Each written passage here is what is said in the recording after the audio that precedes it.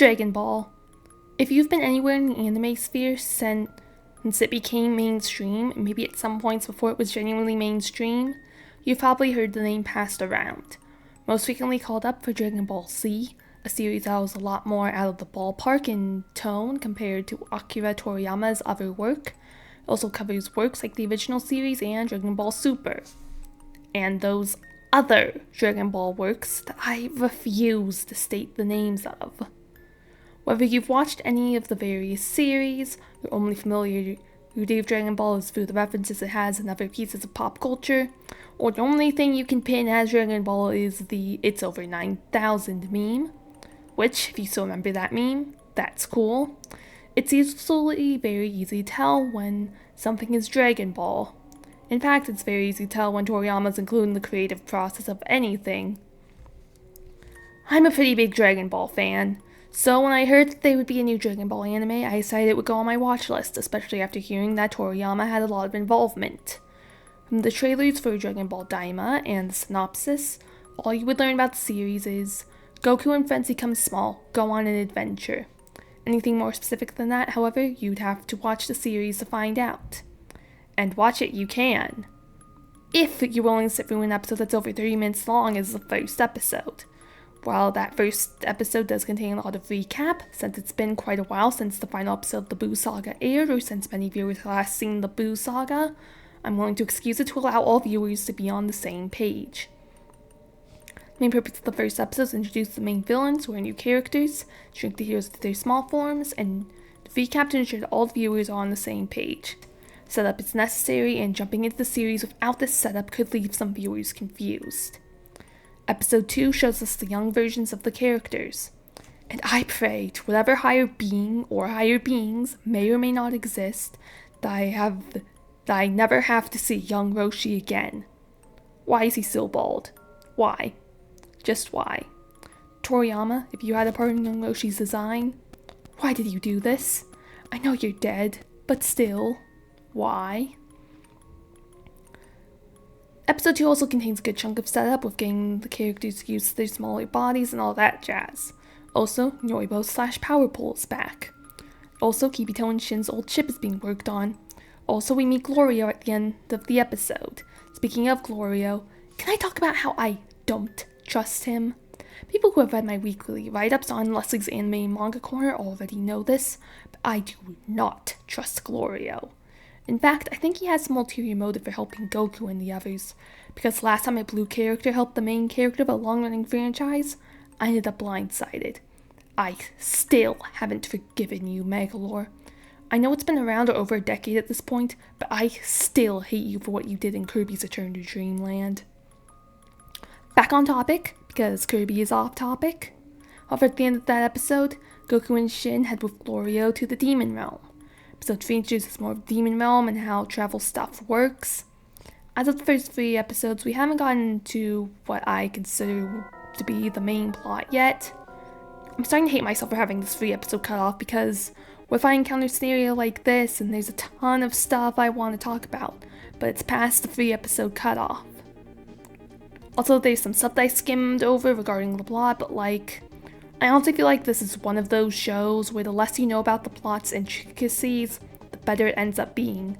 This isn't intended to say that understanding the intricacies of the plot of this show destroys enjoyment. I'm not particularly eager to provide intricacies when I have this opinion of a show. But now, my favorite part about Dragon Ball Daima so far is the characters. They're acting just like I remember them acting from the other Dragon Ball shows I've watched. And honestly, I love seeing Goku acting silly. Take notes, Dragon Ball fandom. Goku can act silly, and he isn't just, I wanna fight strong guys all the time. Let Goku act silly. I also love the animation in this show. It's like the animators were told that they would get paid well and were given the perfect amount of time to animate the scenes they were working on. This is most notably seen during the fight scenes, so let me say. A fight scene better have good animations. These tend to contain the hardest hitting moments in a series, and these moments are best with good animation. Not to say that all hard hitting moments have to be in the form of a fight scene. Sad backstories can also hit hard if written correctly, but we haven't had any of those within the first 3 episodes. But knowing Dragon Ball, I expect we'll get at least one, or at the very least, implications of at least one during the series. And the songs used in the series. While there are some bangers in the episode OSTs, do you know that Zed helped make both the opening and ending? Or at the very least, the first opening and ending? Sorry, I want to leave the door open if either changes during the run. If the name Zed doesn't sound familiar, you would recognize their work from songs like Stay the Night, The Middle, Spectrum, Stay, and Clarity. Also, according to sources I've seen on the internet, Zed actually repurposed and rearranged the instrumental for the song Out of Time for the opening. Well, at the very least in the instrumental department. I've not heard Out of Time yet, so I can't confirm or deny whether this is the case. However, call me crazy, but the opening didn't really feel open-y enough. This is coming from someone who has watched and enjoyed Grandpa and Grandma Turn Young Again, which has an opening that many may argue isn't exactly open-y enough.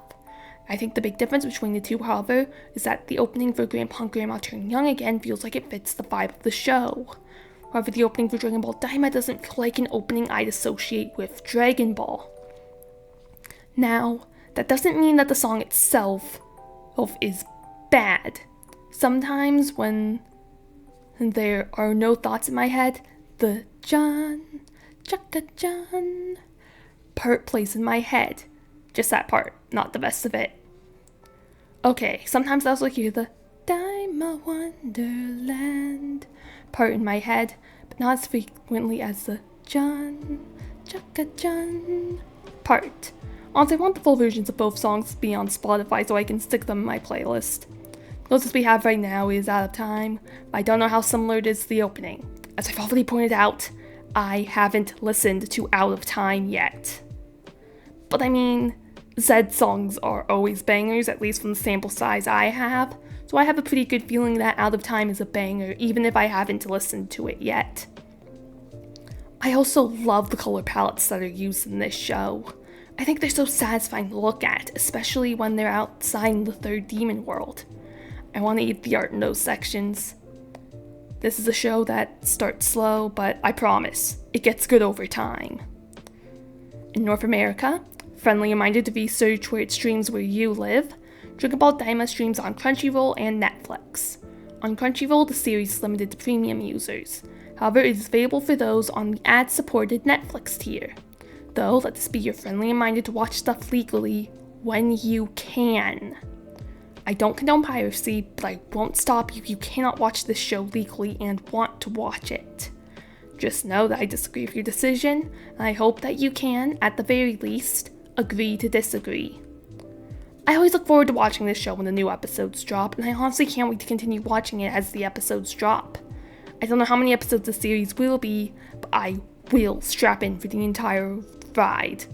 And with that, I've said all that I think I need to say, so thank you for watching, and until next time, stay jazzy!